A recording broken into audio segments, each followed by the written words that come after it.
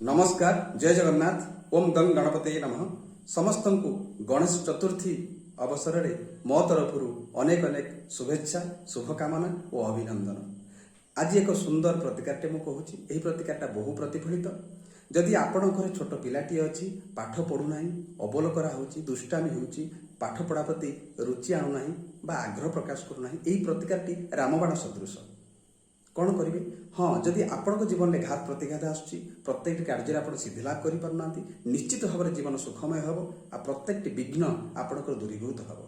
कौन से प्रतिकार गणेश चतुर्थी दिन बा गणेश पूजा दिन एक शुभ मुहूर्त देखी शुभ समय देखी 7टी दुब घास को उपाड़ी आणवे बा छिंडे आणवे आणिकी आपण कौन करेंगे एक हाथ परिमापर हाथे मापर एक हलदिया सूता को गुड़ाई देवे आ हलदी पानी गुड़ाई दी गणेश पाखरे समर्पण करदे। निश्चित भाव में आपंकर समस्त विघ्न दूरीभूत हो पिला मेधावी हो आ निश्चित भाव में सुखी हे समस्त विघ्न आपंकर दूरीभूत हो। ओम गंग गणपति नमः जय जगन्नाथ।